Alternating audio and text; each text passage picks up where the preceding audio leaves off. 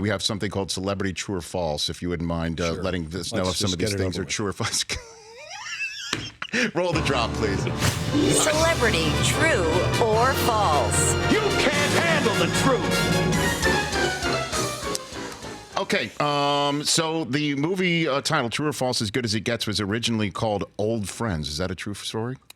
Is that a true story? That is true. That is Rich. Celebrity True? That is Celebrity True or False? It was called Old Friends. In fact, I passed out on that as gifts, little frames of my dog Verdell, 6 little Verdells, darling little dogs. Yes.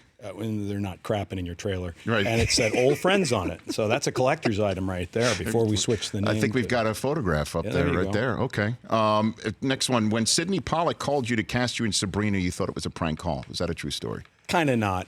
I think that's kind of been slightly. Okay, so that is now Celebrity False. That is Celebrity False. But that must have been. I didn't think it was a prank call. It wasn't like, oh, you're not Sidney Pollack. Stop it. I mean, I did get a call from my agent saying, Sidney wanted to meet with me, and I was deeply surprised, but I didn't think my agent was messing with me. An all-time great, Sidney Pollack. I mean, one of the greats, absolutely. Pretty much every movie, even him acting in every single, he's amazing. Every performance he is in is spot on. My favorite being Tootsie, where he plays Dustin Hoffman. Yeah.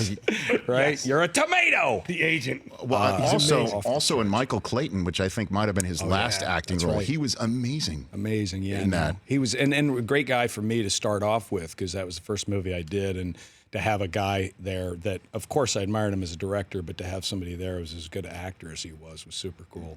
Spent 7 years living in Greece as a teenager. Is that a true story? Yeah, that's true. That is true. I went to high school. I graduated high school there. My dad was with the American Embassy when I was a kid.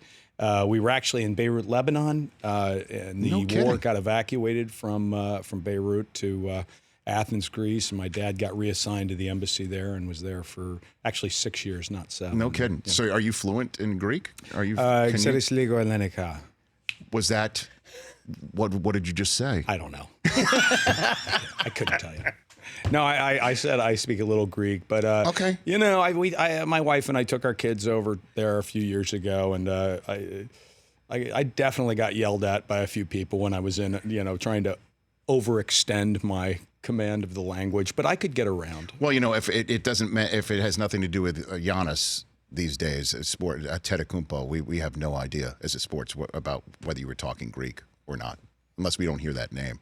Can you? I don't know what you're talking about. You don't even know right now what I'm talking about. What do you mean? Giannis, the NBA player. Oh, okay. Yeah, sure. Well, yeah, Giannis, that's John, as you know. Giannis is John, just so you know.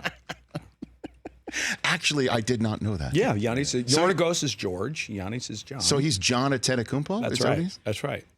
I had no idea.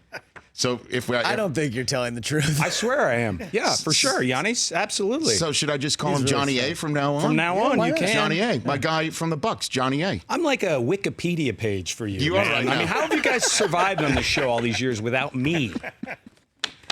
Well, we gotta get you on more. For more of The Rich Eisen Show, tune to Audience Channel 239 on DirecTV for free on BR Live or download the Rich Eisen Show app.